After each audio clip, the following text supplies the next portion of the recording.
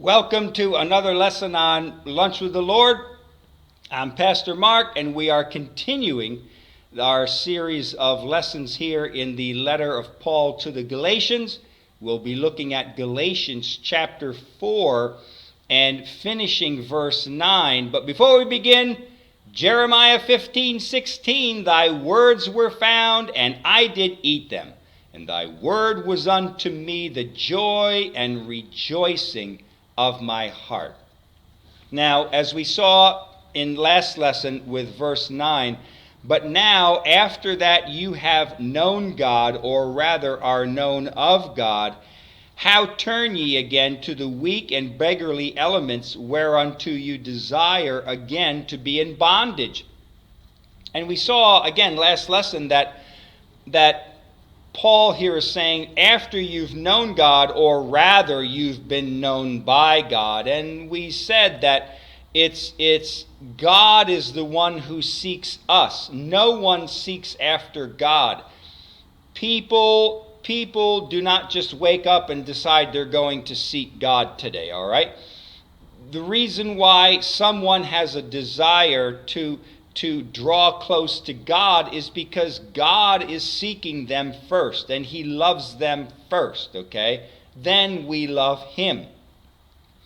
So he says here, how turn ye again to the weak and beggarly elements? And this Greek word for turn ye is epistrepho, and it's present tense and active voice, and it's in the indicative mood. And present tense means that at the time that Paul was writing this letter, they were in a continuous state of turning themselves back to live in bondage. Okay? Now, if it was perfect tense, it would mean that the work is completed, it's finished. They have turned back. All right? But Paul doesn't use the perfect tense. Paul uses the present tense, which means that they have not finally decided that this is what they were going to do. They were in the process of still thinking about it and testing it and working on it to see what they want to do. They were still working it, all right? Paul wanted to stop these Galatian believers before their turning was completed. Okay? Paul wanted to catch them before it was too late. And that's what Paul is saying here, is that how is it that you're turning again? You're continuously turning. I'm glad that you haven't come to a finished decision yet. I'm glad. And I want to catch you before it's too late. And that's what Paul is trying to do, is to get to them and to try to convince them to turn back to the gospel of grace before it's too late, before they come to that perfect tense. All right? He says, how turn ye again to the weak and beggarly? Weak here, the Greek word is asthenes, and it means without strength. It means impotent. The religions and belief systems that the Galatians were involved in before they came to Christ had no strength. They had no ability to justify anyone. So, even the law of Moses has no strength or ability to justify anyone. The law of Moses has only the ability to condemn us. Okay? If it were possible that someone could keep the law completely from the moment they were born until the day they die, yes, then the law of Moses could apply righteousness to that person. But we can't. And therefore, any laws, any rules or regulations are powerless. They're weak to justify us. We can't receive justification through them. So he says, you turn again to the weak and beggarly elements. Beggarly here, the Greek word is Tokos, and it's one that means one who is crouching down, one who is bending down. It means to be cowering, all right? So these religions and belief systems had no power to enrich or to strengthen those who believed in them. So this beggarly here, it's like looking at a beggar person. You've seen them, how they're hunched over and they're walking and they look pitiful and weak and they're just scuffling their feet with bags in their hands and the homeless people, right? And this is what Paul is saying about the Galatian believers' previous belief systems in these idols, in Jupiter and Mercury and all these other religions. Paul says they're weak, they're beggarly, they have they can't enrich you because they're not rich. These religions these belief systems that you believe in, they are not rich. They cannot bring life because they have no life. They can't give you anything. They can't strengthen your life because they have no strength themselves. Their beliefs before Christ left them weak and bankrupt.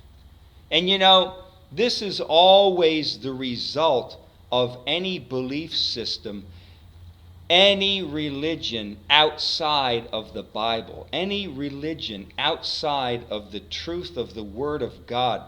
The followers of these other belief systems are always left unfulfilled. They're left bankrupt with no hope in this life. Oh, sure. Somebody will say, "Oh, I want to observe this religion or this belief system." And at first, it brings, they get happy and joyful, but in the end, there's no joy. In the end, it's not fulfilling. Why? Because God created mankind to only be fulfilled by Him. God created mankind to only be fulfilled. The emptiness within mankind can only be filled by Him. And you can try to fill it by other religions, by other belief systems. And it may be like a firecracker where, pooh, wow, that was exciting, but then it goes out. It's done. It's over with. Okay? And that's what, and Paul is saying, these religions, these belief systems can't do anything for you. And then he says, whereunto you desire again to be in bondage. And this time, their bondage would be to the Mosaic law, both Jews and Gentiles. So here, Paul's saying, you're desiring to be in bondage again. Most of you have a desire to seek God now through the Mosaic law, but you're not going to be fulfilled. And some of you, probably there were a few that wanted to go back to their old religions. They're, worshiping whatever, Jupiter, worshiping a frog or a grasshopper or whatever, a tree or something. They wanted to go back there, but they're all being unfulfilled. And they wanted to go back. They were contemplating going back to be in bondage to these old religions, these old belief systems. And Paul is saying they can't fill you. They can't give you what you need that God can give to you through Christ. All right? Now in verse 10, he says, you observe days and months and times and years. And observe here, the Greek word observe is paratereo, and it's in the middle voice, and it means to watch something closely. It means to observe something narrowly. The preposition para intensifies this verb, paratereo. It's not just to look at something and to observe, but para means you look at something intently. You're squinting your eyes. You're concentrated on looking at that thing. You're looking at it narrowly. You look every little jot and tittle of that thing you're looking at. And the middle voice here means that they were meticulously observing these customs, the customs of the Jews, of the law. They were meticulously observing these customs because they thought that by careful observance of them, they themselves would receive a benefit from it. Okay? That's what the middle voice is. Remember, the middle voice means you not only produce the action of the verb, but you also receive the action of the verb. All right? So you're producing it and you're receiving it. It's like taking a ball and throwing it up in the air, and then you catch it. What had happened? You produced the action, throwing it in the air, and then you receive the action, catching it. Okay? And these people, the Galatians, wanted to produce the action of keeping the law and observing it to every nth degree, and by doing that, they thought that they would receive the blessings and the benefits of that. And Paul says there's no benefits. There's no benefits coming your way. Why? Because you can't keep the law. You can't do it. So he says, you observe days and months and times and years. And then he says in verse 11, I am afraid of you, lest I have bestowed upon you labor in vain. And he says, labor here is kopao, and it's in the perfect tense, and it means to toil wearily, to labor to the point of exhaustion. And Paul says, I am afraid of you, lest I have bestowed upon you labor in vain. And the perfect tense here means that Paul was in the region of Galatia long enough. Remember when Paul visited Galatia? On all three of Paul's missionary trips, he went into the region of Galatia all three times.